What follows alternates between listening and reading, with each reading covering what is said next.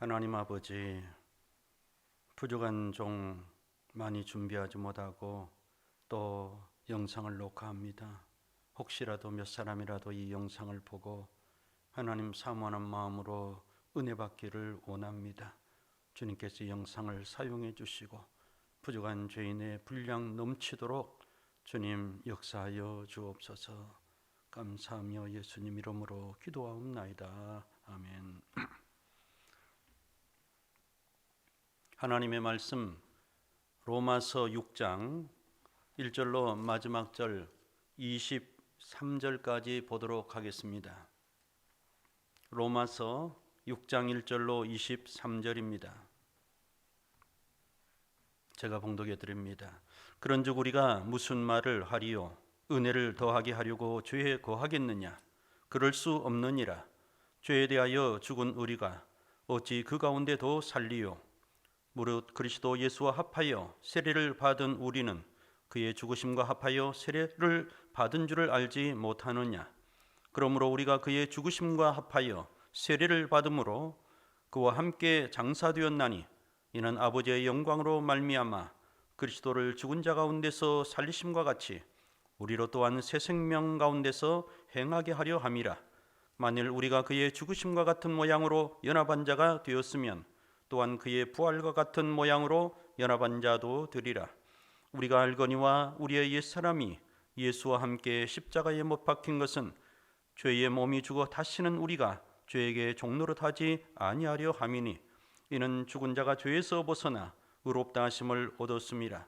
만일 우리가 그리스도와 함께 죽었으면 또한 그와 함께 살 줄을 믿노니 이는 그리스도께서 죽은 자 가운데서 살아나셨음에 다시 죽지 아니하시고 사망이 다시 그를 주장하지 못할 줄을 알미로라.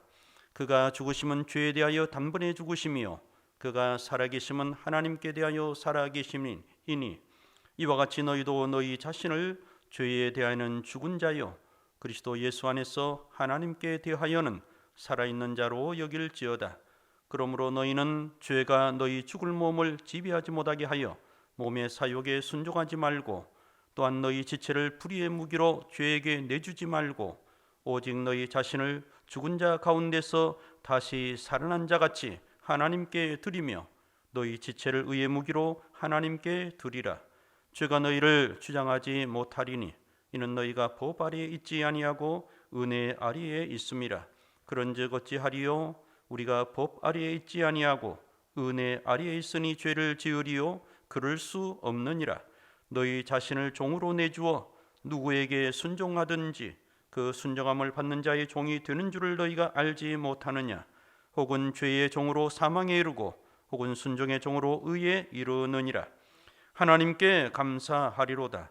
너희가 본래 죄의 종이더니 너희에게 전하여 준 바 교훈의 본을 마음으로 순종하여 죄로부터 해방되어 의에게 종이 되었느니라.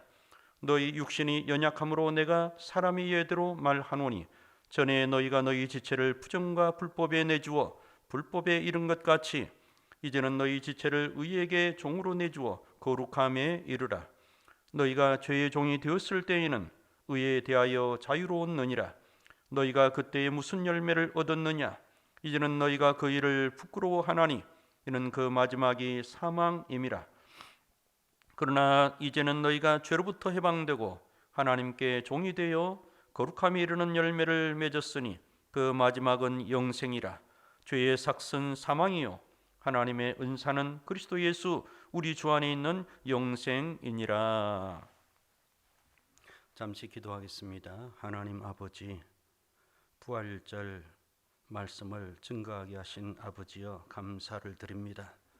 부족한 죄인을 사용하여서 이 영광스러운 진리가 밝히 드러나며 우리의 마음속에 새로운 도전이 되며 부활의 소망을 안고 살아가는 참된 성도들로 거듭날 수 있도록 부족한 죄인도 듣는 사랑하는 성도들에게도 은혜로 채워 주시옵소서. 모든 걸 주님께 맡기며 감사하며 예수님 이름으로 기도합니다. 아멘.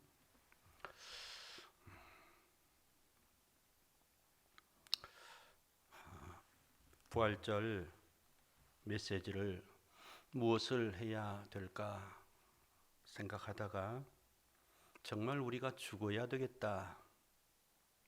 정말 주님과 함께 죽어야 주님과 함께 살 것이라는 그런 말씀을 전하게 되었습니다. 제목은 죽어야 삽니다. 이런 제목으로 여러분과 함께 말씀을 전하고 나눌 때에 우리 속에 성령님 함께 하시기를 그렇게 원하며 여러분에게도 은혜 있기를 축복합니다. 자, 부활에 대해서 성도님들 중에 믿지 않는 분들은 없을 것입니다. 다 믿지요. 주님이 고난당하시고 피를 흘리시고 돌아가셨을 때에 두려워하며 슬퍼했던 제자들이 예수님의 부활의 몸을 직접 만나보았을 때에, 그분의 음성을 들었을 때에 얼마나 기뻤을까요?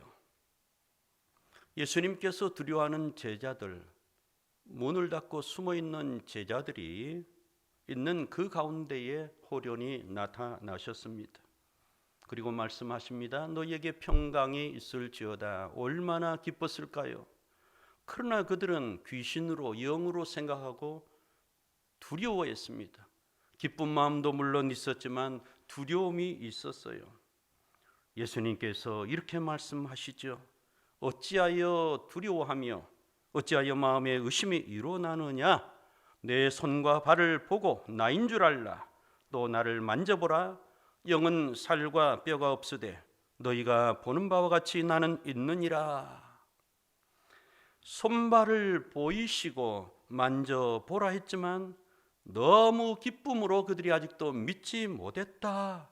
놀랍게 여겼다. 누가복음 24장에 기록하고 있습니다. 주님께서는 그들의 믿음을 증가시키려고 여기 무슨 먹을 것이 있느냐 물으셨고, 구운 생선 한 토막을 드리니 그 앞에서 잡수시더라. 여러분, 이 귀한 부활절 아침에 우리 주님의 부활을 믿고서 예배하는 것이 참 믿지 않는 사람들 볼 때에는 얼마나 허탄하게 보이겠습니까?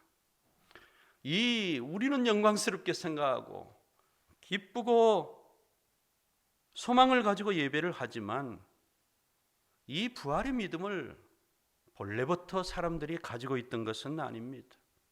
12 제자들 중에 도마라 하는 이 제자는 예수님 나타나셨을 때에 함께 있지 않았다고 했습니다. 10 제자가 우리가 주님을 보았어, 만나보았어. 아니, 우리 앞에서 구운 생선 토막을 잡수시더라니까. 내 손과 발을 보아라 말씀하시는 주님을 우리가 만져보았어. 10 사람이 들뜬 목소리로 소망과 기쁨의 찬 목소리로 증거했지만 도마는 그 말을 믿을 수가 없었습니다. 내가 손의 못자국을 봐야 믿겠다. 손가락을 그 못자국에 넣고 내 손을 그 옆구리에 넣어보지 않게는 믿지 아니하겠노라. 야, 도마가 믿음이 없구나. 3년 반 동안 따라다닌 도마가 어찌 이렇게 믿음이 없어? 우리 중에 누가 그렇게 말하겠습니까? 완전히 죽은 사람이 살아나서 나타났다는 것을 누가 믿을 수 있겠습니까? 이 부활의 믿음은 체험하지 않고는 아무도 믿을 사람이 없다는 것이 성경을 통해서 우리가 알 수 있는 대목입니다. 8일째 되던 그 날에 8일이 지난 후에 제자들이 도마와 함께 집 안에 있었다. 도마도 함께 있었고 문이 닫혔다. 그런데 또다시 주님께서 호련히 그들 가운데 나타나십니다. 너희에게 평강이 있을지어다. 도마에게 말씀하십니다. 내 손가락을 이리 내밀어 내 손을 보고 내 손을 내밀어 내 옆구리에 넣어보라. 그리하여 믿음 없는 자가 되지 말고 믿는 자가 되라. 도마는 너무나 생생하게 부활의 몸을 입고서 나타나신 주님을 만나 뵙고는 나의 주님이시여 나의 하나님이시니이다. 사랑하는 여러분, 오늘 이 자리에 모여서 주님의 부활을 기념하며 예배하는 여러분에게 주님이 말씀하신 평강이 있기를 주님의 이름으로 축복을 드립니다. 너는 나를 본고로 믿느냐? 보지 못하고 믿는 자들은 복되도다. 주님은 말씀하셨습니다. 여러분, 이 부활의 믿음이 초대교회에 완전히 자리 잡기까지는 상당한 시간이 흘렀고 진통이 있었다는 것을 우리가 흔히 부활장이라고 말하는 고린도전서 15장을 보면 바울이 이렇게 말하고 있습니다. 그리스도께서 죽은 자 가운데서 다시 살아나셨다 전파되었거늘 너희 중에서 어떤 사람들은 어찌하여 죽은 자 가운데서 부활이 없다 하느냐. 여러분, 이 사람들은 믿지 않는 사람들이 아닙니다. 아마 주님이 부활하신 그날에 모여서 예배하던 사람들이었던 것 같아요. 그러니까 너희 중에 그렇게 말하지요. 교회로 모이는 그들 중에 그들은 부활이 없다고 생각하는 사람, 말하는 사람들이 있었다는 거예요. 내가 보지 않았으니 나는 모르겠어. 사람들은 뭐 만나봤다 하는데, 주님을 보았다고 하는데 나는 잘 안 믿어져. 그런 사람들이 있었다는 것입니다. 바울은 이렇게 변론합니다. 그리스도께서 다시 살아나신 일이 없으면 너희의 믿음도 헛되고 너희가 여전히 죄 가운데 있을 것이요 또한 그리스도 안에서 잠자는 자도 망하였으리니 만일 그리스도 안에서 우리가 바라는 것이 다만 이 세상의 삶뿐이면 모든 사람 가운데 우리가 더욱 불쌍한 자이리라. 여러분, 이 부활의 믿음 없이 교회 생활을 하는 사람들이 있다면 참 불쌍한 사람인 것이죠. 부활이 믿어지지 않는데, 제가 예전에 어떤 목사님에게 들은 말이 있습니다. 목사님, 어느 목사님 아시지요? 네. 아니 근데 그분이 정말 부활이 있습니까? 그렇게 나한테 묻더라니까요. 여러분, 목사님이라고 다 부활의 믿음을 가진 것이 아니라는 거예요. 부활의 믿음 자체는 대단히 귀중할 뿐만 아니라 위대한 것입니다. 부활의 믿음을 가지게 하신 하나님을 찬송합니다. 저도 여러분도 이 부활을 믿고 모였기 때문에 너무나 복된 사람들이죠. 우리가 만일 바라는 것이 다만 이 세상의 삶뿐이면 모든 사람 가운데 우리가 더욱 불쌍한 자이리라. 불쌍하지요? 저는 우리 교인들에게 이런 말을 자주 합니다. 우리 베들교회 성도들에게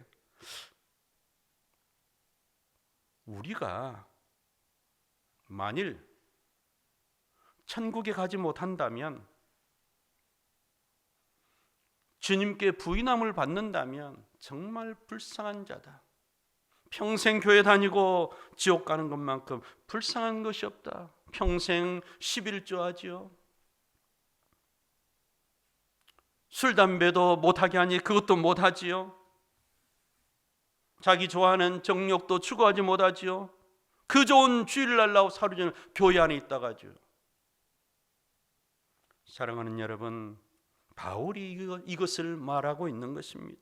너희가 하나님을 믿는다고 세상 사람과 다르게 살면서도 만약에 부활을 믿지 못하거나 그 부활 자체가 만약에 정말 없는 것이라면 우리는 정말 불쌍한 자가 될 것이다. 그런데 정말 불쌍한 것이 아니라 바울이 말하고 싶은 것은 불쌍하지 않다는 것입니다. 부활이 있기 때문에, 그것이 사실이고 진실이기 때문에 우리는 불쌍한 사람이 아니고 복된 사람들이라는 거예요. 우리 주 예수 그리스도로 말미암아 우리에게 승리를 주시는 하나님께 감사한다. 그러므로 내 사랑하는 형제들아, 견실하며 흔들리지 마십시오. 더욱더 주의 일에 힘쓰는 자들이 되십시오. 당신들의 수고가 주 안에서 헛되지 않을 것입니다. 바울은 부활장이라고 하는 고린도전서 15장 마지막 절 58절에서 이렇게 말을 끝맺고 있습니다. 여러분, 저는 그런데 오늘 이 말씀을 전하면서 이 부활을 믿는다. 우리가 죽으면 부활할 거야. 주님이 우리를 다시 살리실 거야. 부활을 믿지 않는 세상 사람과 비교해서 이 쉽지 않은 부활의 믿음을 가지고 있는 이것이 정말 중요하고 축하받고 축하할 만한 이야기인 것은 분명합니다. 중요한 사실이에요. 목사님들도 이 부활을 믿지 못하는 사람이 간혹 있는데 우리가 이 부활의 믿음을 가졌다는 것이 얼마나 소중합니까? 그러나 제가 오늘 말씀드리고 싶은 것은 정말 더 중요한 것이 있다는 거예요. 그 믿음대로 사는 것이 정말 부활의 믿음을 가진 것 이상으로 더욱더 중요하다는 것입니다. 믿음에 대한 나의 의지를 어떻게 사용하느냐, 이 문제를 오늘 좀 생각해 보고자 합니다. 객관적인 부활이 있어. 나는 부활을 믿어. 여기서 진정한 신앙의 출발이 되기 때문에 이것이 중요하지만 정말 이 믿음 가운데 있는 사람들끼리 이야기해 보자면 이제 우리에게 정말 중요한 것은 무엇인가? 내가 믿는 믿음대로 사느냐 살지 않느냐, 이것을 점검하는 것이 정말 중요하다는 것이에요. 흔히 우리 한국교회에서는 내가 하나님을 믿고 예수 그리스도를 주로 고백하면 주님이 나의 주님으로 구세주가 되어주셔서 내가 앞으로 어떻게 살든지 다 제대로 살아서 구원받느냐, 하나님의 은혜로 구원받는다, 그것을 믿음이라고 사실은 말해요. 그것을 하나님의 사랑과 은혜로 그렇게 말들을 합니다. 그러나 성경을 조금만 주의 깊게 읽어보면 우리가 흔히 믿음이라고 말하고 알고 있는 것이 사실은 너무나 피상적인 것이라는 것을 알 수 있어요. 오늘 본문 여러분 16절, 19절 두 절을 여러분 눈으로 보십시오. 어떻게 기록하고 있습니까? 너희 자신을 종으로 내주어 누구에게 순종하든지 그 순종함을 받는 자의 종이 되는 줄을 너희가 알지 못하느냐? 혹은 죄의 종으로 사망에 이르고 혹은 순종의 종으로 의에 이르느니라. 분명히 바울은 증거하고 있습니다.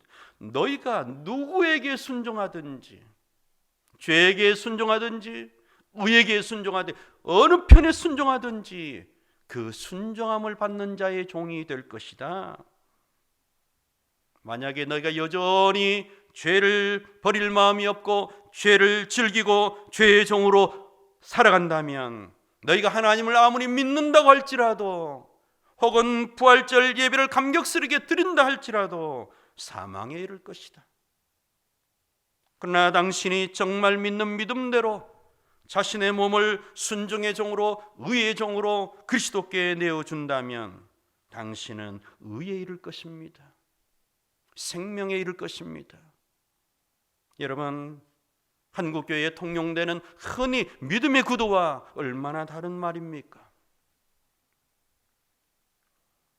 너희 육신이 연약함으로 내가 사람의 예대로 말하노니 전에 너희가 너희 지체를 부정과 불법에 내주어 불법에 이른 것 같이 이제는 너희 지체를 의에게 종으로 내주어 거룩함에 이르라. 예레미야 7장에 보면 예레미야가 성전 설교를 하고 있어요. 그런데 예레미야가 어떤 설교를 하느냐 하면 너희는 이곳이 성전이다, 성전이다, 성전이다 하는 거짓말을 믿지 말아라. 아니, 성전에 은혜 받으려고 줄줄이 서서 들어오는 사람들에게 기분 나쁜 말을 하고 있어요. 성전에 경건한 마음으로 예배하러 오는 사람들에게 이것이 성전이라는 말을 믿지 말라는 것입니다. 상당히 절제된 표현, 함축적인 표현입니다. 이 성전에 들어오는 자는 복을 받았어. 이 성전에 들어와서 하나님을 예배하는 자들은 정말 복을 받았어. 우리가 하나님의 백성이야. 그렇게 일반적으로 통용되는 그것을 부인하는 말입니다.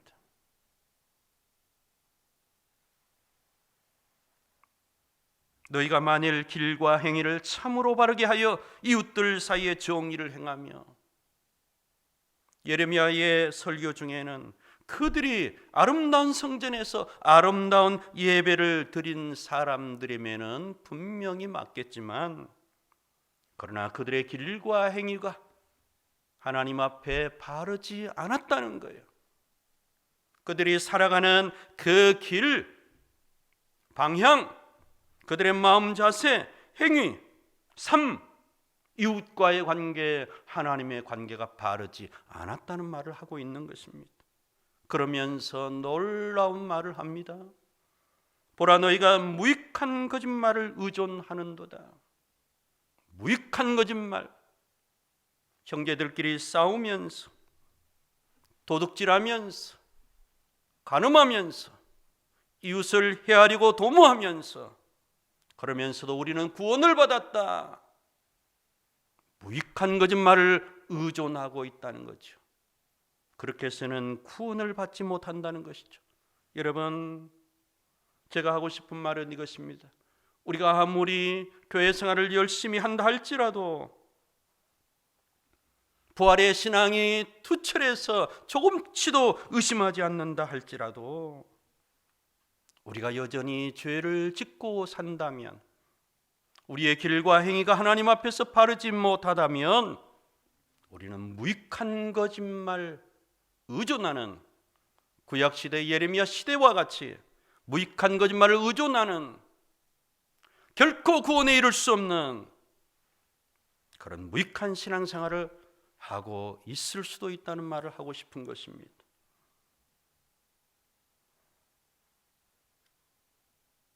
우리 예수님은 요한복음 5장에서 이런 말을 하시죠. 선한 일을 행한 자는 생명의 부활로, 악한 일을 행한 자는 심판의 부활로 나오리라.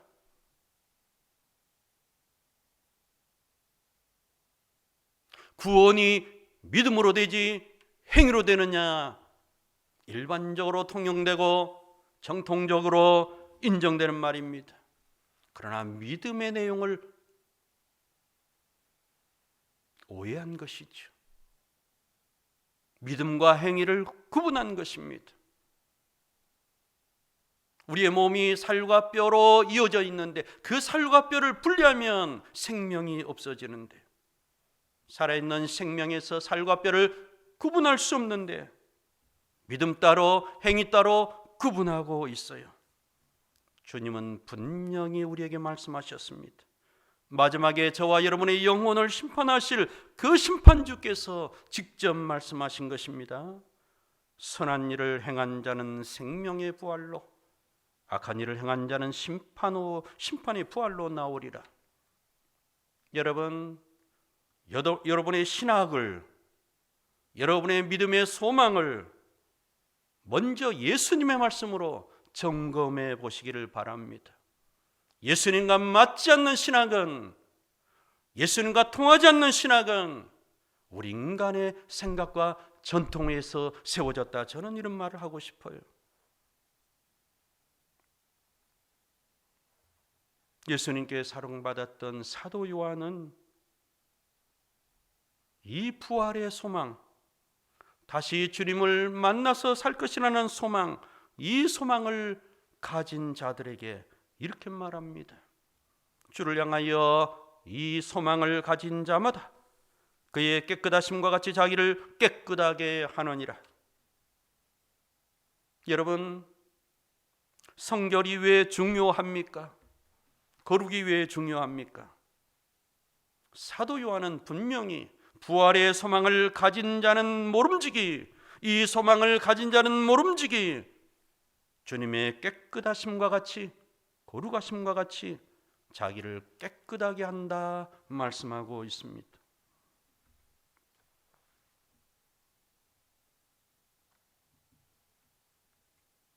바울은 고린도전서 15장에서 헛되이 믿는다는 표현을 쓰고 있습니다. 중요한 표현입니다. 너희가 만일 내가 전한 그 말을 굳게 지키고 헛되이 믿지 아니하였으면 그로 말미암아 구원을 받으리라. 여러분, 헛되이 믿는다는 말이 뭐겠습니까? 헛되이 믿는다. 믿기는 믿었는데 그 믿음의 결과를, 열매를 거둘 수 없는 그런 믿음 아니겠습니까? 예레미야 7장에 있는 대로 거짓 확신을 가졌다는 것이죠. 하나님과 맞지 않는 신앙을 가지고 있으면서도 구원을 받을 것이다, 참된 부활의 생명에 참여할 것이다, 그런 소망을 가졌다는 말이지 않겠습니까? 헛되이 믿지 마십시오, 여러분.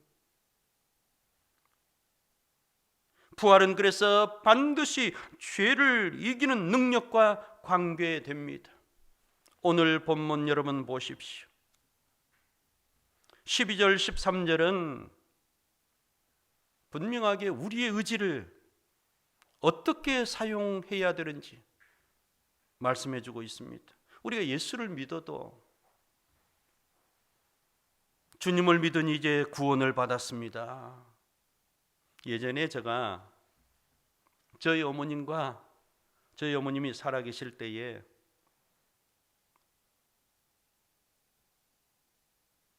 저희 어머님과 나눈 이야기 가운데 이런 말을 한 적이 있습니다.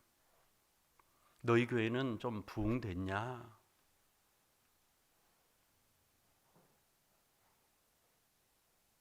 어머니 죄송해요. 아직 몇 명 되지 않습니다. 근데 어머니, 정말 중요한 것은 성경은 교회 안에 있는 사람들에게 전하는 말씀입니다. 우리는 흔히 교회 밖에 있는 사람들 불쌍해서 어떻게 전도해야지, 구원받게 해야지 하지만 사실은 교회 안에 불쌍한 사람이 많습니다. 예수를 믿어도 여전히 죄 가운데 행한다면 구원을 얻지 못한다고 성경은 말씀합니다. 대부분 교회 안에 있는 사람 다 구원받은 것 같이 말하지만 그렇지 않은 것이 성경입니다 하니까 어머니 놀라시더라고요. 제가 차근차근 설명해 주니까 어느 정도 이해를 하셨습니다. 여러분, 오늘 12절 13절이 바로 그런 구절입니다. 그러므로 너희는 죄가 너희 죽을 몸을 지배하지 못하게 하여 몸의 사욕에 순종하지 말고, 또한 너희 지체를 불의의 무기로 죄에게 내주지 말고, 오직 너희 자신을 죽은 자 가운데서 다시 살아난 자같이 하나님께 드리며 너희 지체를 의의 무기로 하나님께 드리라. 하나님의 말씀이 아님에도 불구하고 교회 속에 하나의 정설로, 교회 문화로 자리 잡은 것들이 많습니다. 우리는 죄를 이길 수 없어. 죄를 이길 수 없으니까 믿기만 하면 구원을 받는다. 여러분, 과연 그렇습니까? 성경은 분명히 믿기만 하면 주님이 너를 구원해 주실 것이다 말씀하고 있지 않아요. 내가 믿었느냐? 그렇다면 그 믿음을 사용해라. 의지를 사용해라. 너희 지체를 불의의 무기로 내주지 말고 의의 무기로 사용해라. 그렇다면 너가 믿는 그 소망을 이룰 수 있을 것이다. 그렇게 말씀하지 않습니까?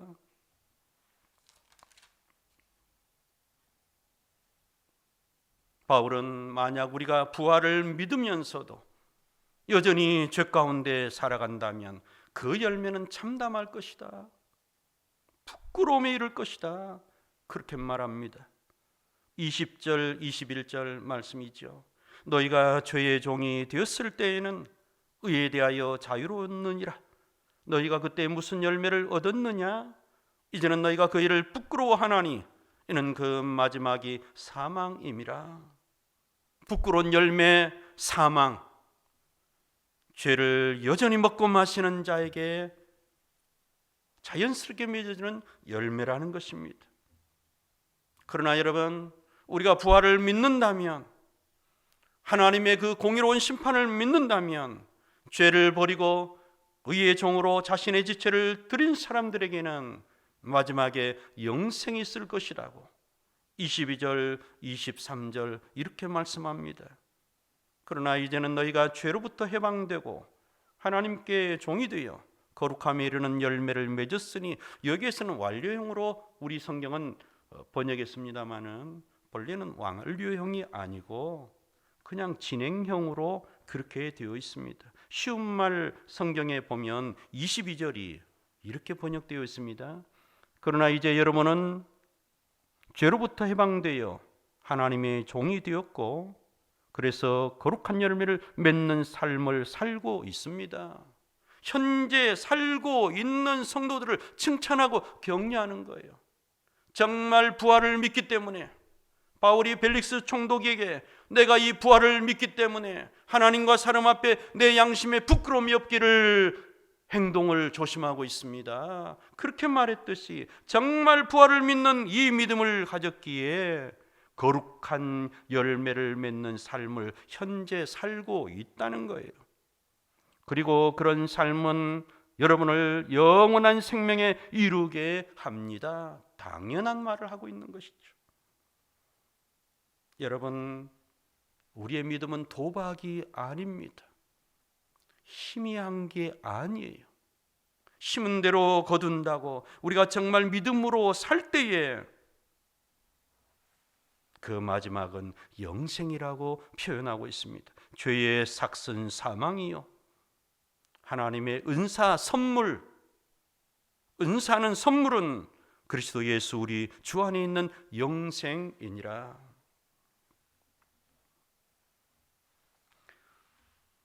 여러분, 흔히 관성이라는 말을 씁니다. 관성. 자동차가 이제 앞으로 갑니다. 근데 우리가 앞에 뭐가 사물이 나타나고 사람이 나타나서 브레이크를 콱 밟잖아요. 그러면 어떻습니까? 그냥 우리의 몸이 앞으로 콱 쏠리지요. 그게 관성이죠.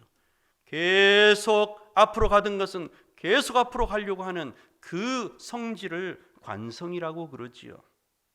그런데 영적으로 이 관성은 무서운 것입니다. 여러분이 지금 어떤 방향성을 가지고 어떤 힘을 가지고 어디로 가고 있는지 점검해 보아야 합니다.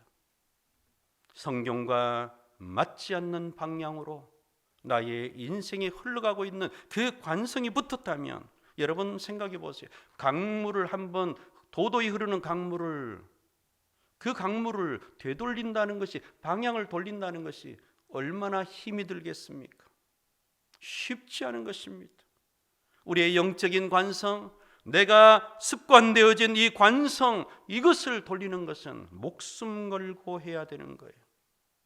그래서 히브리서 12장에서는 너희가 죄와 싸우되 피 흘리기까지 싸우지 아니했다, 그런 표현을 하지요. 피 흘리기까지 싸워야만이 죄를 이길 수 있다는 말입니다. 관성이 무섭다는 것을 요한계시록 22장에서 이렇게 표현하고 있습니다. 또 내가 말하되 이 두루마리의 예언의 말씀을 인봉하지 말라. 때가 가까우니라. 불의를 행하는 자는 그대로 불의를 행하고, 더러운 자는 그대로 더럽고, 의로운 자는 그대로 의를 행하고, 거룩한 자는 그대로 거룩하게 하라.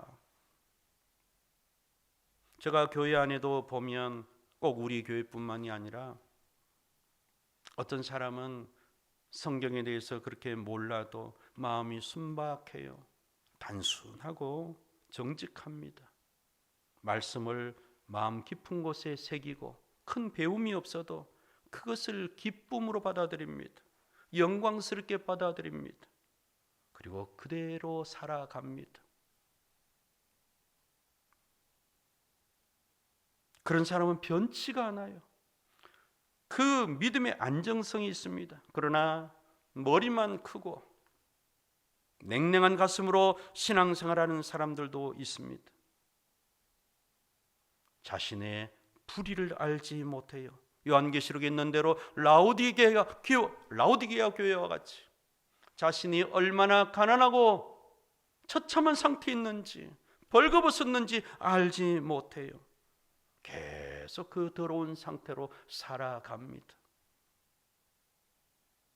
여러분, 그대로 살아간다는 이것이 얼마나 무섭습니까? 여러분, 장차 내가 변화될 것이다 믿지 마십시오.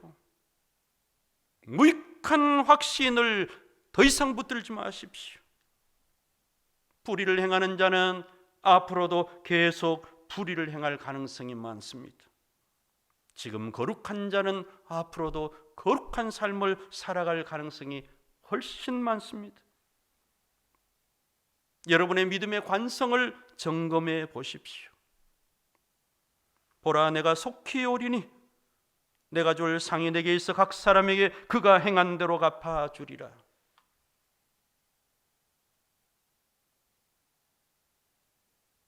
자기 두루마기를 빠는 자들은 복이 있으니, 요한계시록에 있는 22장에 있는 자기 두루마기를 빤다는 표현을 킹 제임스 성경에서는 그의 계명들을 행하는 자들이다 분명하게 번역하고 있습니다. 그의 계명들을 행하는 자들은 복이 있으니 이는 그들이 생명나무에 나가며 문들을 통하여 성에 들어갈 권세를 받으려 함이로다. 우리가 흔히 믿음 하지만 그 믿음의 내용 속에 하나님의 계명, 하나님의 기뻐하시는 뜻을 행하며 사는 자들이 결국은 생명나무에 나아가고 성에 들어갈 권세를 받는다는 것을 분명히 말씀하고 있습니다. 개들과 점술가들과 음행하는 자들과 살인자들과 우상숭배자들과 및 거짓말을 좋아하며 지어내는 자는 다 성 밖에 있으리라. 성경은 구원받는 자들과 구원받지 못하는 자들 분명하게 구분하고 있습니다. 양과 염소가 헷갈릴 수 없듯이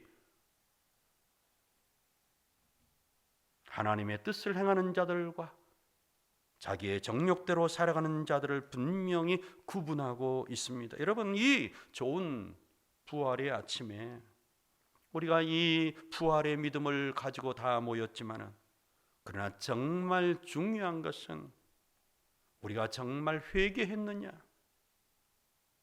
어떤 목사님의 글에 이런 글을 제가 보고 마음에 새겼습니다. 제가 잠깐 인용해 드리면요, 회개가 법적 효력이 있는 실제가 되게 하려면 물리적 증거가 필요하다. 내 몸을 말씀이 전하는 바와 같은 선상에 올려둠으로써 나는 내 존재를 진리와의 합의 가운데로 들어가게 했다. 그렇게 할 때 나는 몸의 순종이 영의 돌파를 가져온다는 원리를 체험했다. 우리가 많이 회개하지요. 저도 여러분도 자주 회개하지 않습니까? 회개가 필요 없는 사람이 어디 있겠어요? 그런데 이 회개라는 것이 정말 효력이 있는 실제가 되려면 하나님이 인정하는 회개라는 거죠. 하나님이 너는 정말 회개했어? 그런 어떤 실제가 되게 하려면 증거가 필요하다는 거예요. 하나님, 내 간절히 그러면 슬픈 목소리로 불쌍히 여겨달라고 하는 몸짓으로 회개하는 것이 필요할까? 그게 아니라는 거죠. 이 몸을, 내 몸을 내가 믿는 말씀과 같은 수준에 올려놓는다는 거예요. 그렇게 할 때에 내 존재를 진리와의 충돌 없이 합의 가운데로 조화롭게 들어가게 한다는 거죠. 말씀에 순종함으로 말씀 가운데 조화롭게 살아간다는 것을 이렇게 좀 어렵게 표현했습니다. 그렇게 할 때 나는 몸의 순종이, 말씀에 대한 내 믿음에 대한 순종이 영의 돌파를, 하나님의 인정을 가져온다는 그것을 체험했다.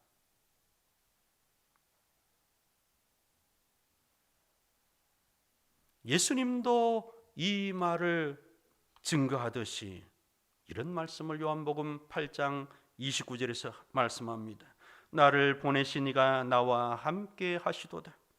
나는 항상 그가 기뻐하시는 일을 행함으로 나를 혼자 두지 아니하셨느니라.